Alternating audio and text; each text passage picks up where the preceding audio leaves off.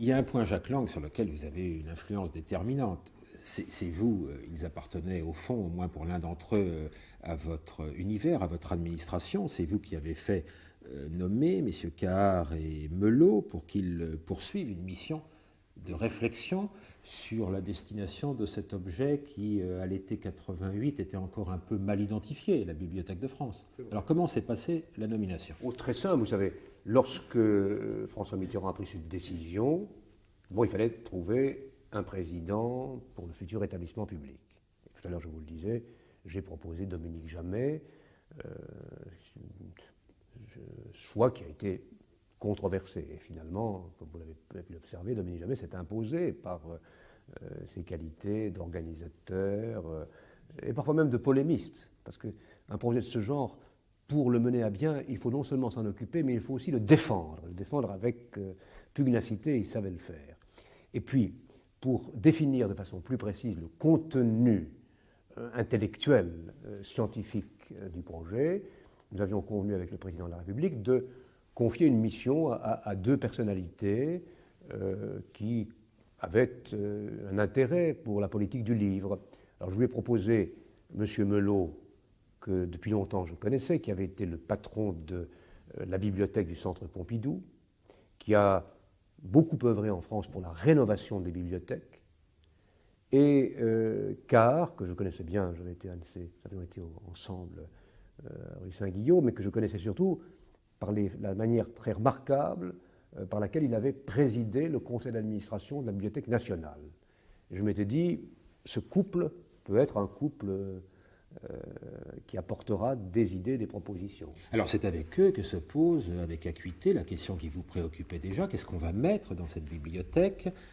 Tous les livres de la Bibliothèque nationale, ou plutôt, parce qu'au départ on ne pense pas à cette hypothèse, des livres récemment publiés.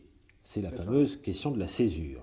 Alors une décision est prise en Conseil des ministres, en fait, sur ce point, sur la recommandation de Cahard et Melot.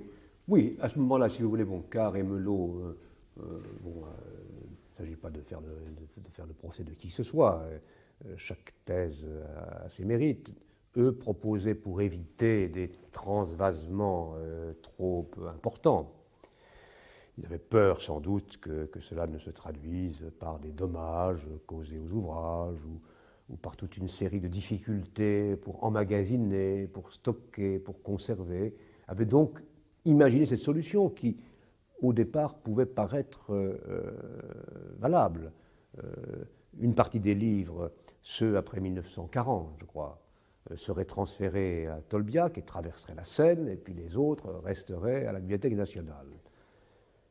Et en effet, cette idée a peut-être, vous le dites, alors je vous crois, je ne l'ai pas revérifié, a peut-être été retenue dans une communication qui a été faite au Conseil des ministres quelques mois plus tard. C'était en avril 89. En avril 89. Et l'idée est abandonnée, un peu sur votre influence, en août 89. Est-ce que c'est votre influence ou bien est-ce que c'est le tollé que l'idée de la césure a provoqué chez les habitués de la Bibliothèque nationale qui en ont montré tous les inconvénients? Non, il y a eu beaucoup de réunions, de discussions, toute une série d'historiens, d'intellectuels, de chercheurs sont venus me voir.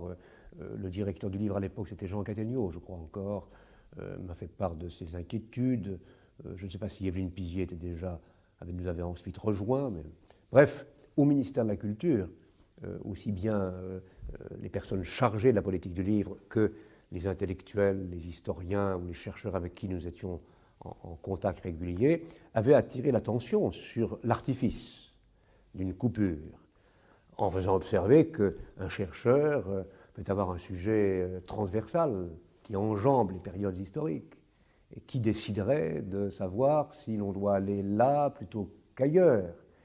Et plutôt que de faire bouger les personnes d'une rive à l'autre de la Seine, mieux valait carrément transférer les livres entièrement vers Tolbiac pour en faire la bibliothèque des livres, de tous les livres.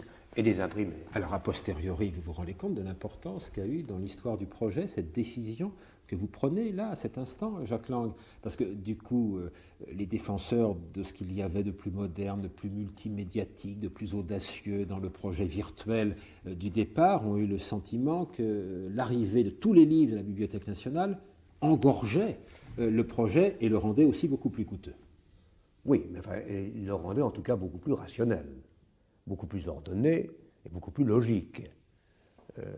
Je dois dire qu'en plus, convainquant François Mitterrand de prendre cette décision, le persistait à penser à mon idée de toujours, réaliser à Paris une bibliothèque des arts. Et je me suis dit, et je l'ai d'ailleurs dit à François Mitterrand à ce moment-là, je lui dis, en prenant cette décision, nous faisons d'une pierre deux coups. Nous réalisons la Bibliothèque nationale des livres et des écrits à Tolbiac, et, si vous le décidez, nous transformons Richelieu en Bibliothèque des arts.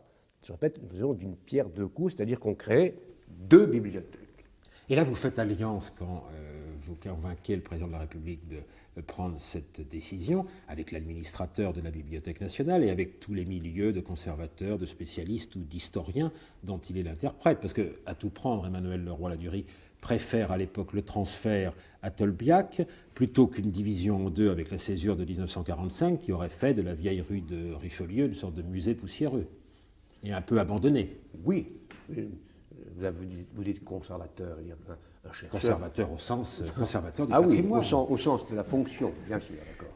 Mais je veux dire qu'un chercheur n'est pas nécessairement un conservateur.